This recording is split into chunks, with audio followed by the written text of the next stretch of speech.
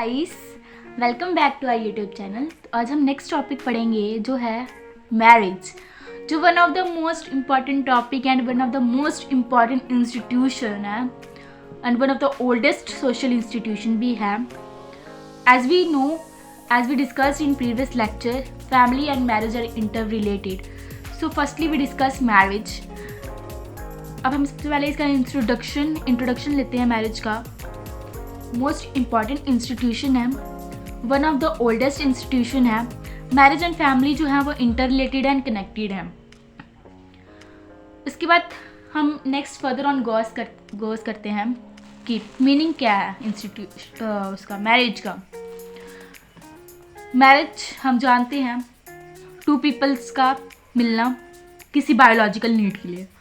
उन्होंने भी यही कहा है कि एक social institution established by the human society to meet biological needs of human being to regulate sex life of human is known as marriage. It's the most important definition and I think it's sufficient to express your views. So here are some definitions of different scholars. Firstly, we discussed according to Lundberg. According to Lundberg, they said marriage consists of rules and regulation which defines the rights and privileges of husband and wife with respect to each other. Next is Malinowski. According to him, marriage is a contract from the production and maintenance of children. Next week, further on, the characters of marriage. Here are many characters which we discussed here, but हम इसमें से कुछ ही discuss करेंगे। First of all, universality. Today, as we know that today no society imagine without marriage. And another character of marriage is regulates sexual relations. Without marriage, sexual relations termed illegal and dangerous for society. And another is meet biological needs. As we know that both of the sexes have various biological needs to be satisfied. Next, socially approved bond. The sexual relations between man and woman get socially approved after they got married.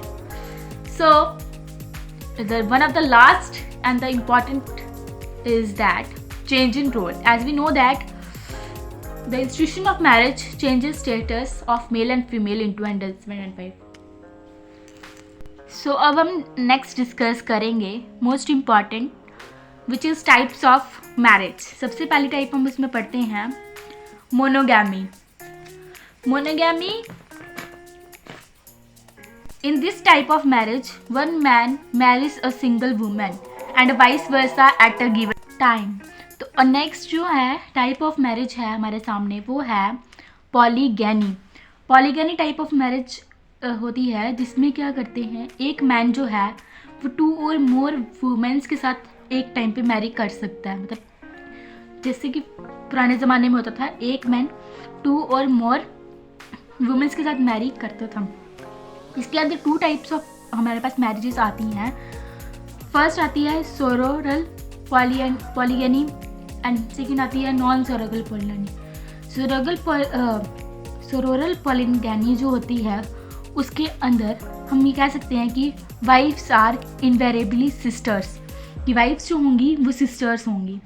And non सोरोरल होती है, उसमें हम कह सकते हैं कि wives are not related as sister, जो wives होंगी वो सिस्टर्स नहीं होंगी। And further goes on, next type of marriage is polyandry. Polyandry is type of marriage in which one woman marry with two or more men. They further classified into two types, fraternal and non-fraternal. As we know that fraternal type of marriage in which husbands are invariably brothers and non-fraternal husbands are not related as brothers. Next type of marriage is group marriage. Group marriage, in it two or more men marries with two or more women. At the same time इसमें क्या होता है कि group marriage in the sense group 2 और मोर men's जो होते हैं वो सेम टाइम पे 2 और मोर वुमेन्स के साथ मैरी कर सकते हैं. Now further goes on, next type of marriage is cousin marriage. Cousin marriage, wife and husband are related as cousins. ये भी this is also classified into 2 types, cross cousin, parallel cousin. Cross cousin,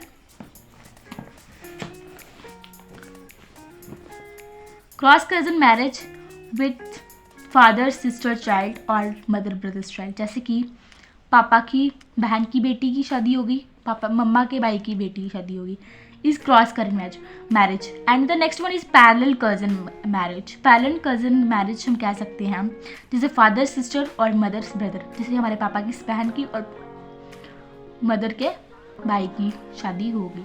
तो अब next and the one of the last marriage हम जो इसमें discuss करेंगे वो हमारे सामने आती है लिवरेट मैरिज, जिसको हम देवर्स विवाह भी बोल सकते हैं. This type of marriage in देवर विवाह in it a widows marry with a younger brother of her husband. कि एक विडो जो है वो किसके साथ मैरी कर सकती है? Younger brother of her husband, अपने हस्बैंड के यंगर ब्रदर के साथ भी मैरी कर सकती है. Now we will discuss the last subtopic of this topic, marriage. Rules of marriage. There are 4 rules of marriage. First, endogamy, in which no intercaste marriage, जिसके अंदर क्या होता है कोई भी इंटरकास्ट मैरिज नहीं होती. And the second type of marriage is exogamy, in which a person marry within group other than his own. मतलब कि इस ग्रुप में क्या होता है कि एक पर्सन मैरी कर सकता है अपने ग्रुप के अंदर भी और किसी और ग्रुप के अंदर भी. And further next type of marriage is hypergamy. Hypergamy marriage, high cast man marriage with the low cast women. In this high cast man जो होगा वो क्या कर सकता है, लोअर कास्ट वुमेन के साथ मैरी कर सकता है. And the another type of marriage is hypogamy.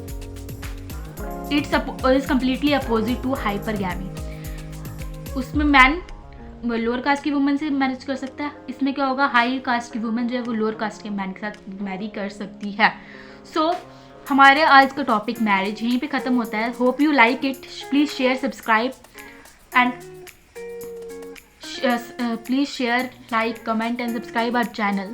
Hope you like it and I think it's sufficient for your exams. It will help you. Thank you so much.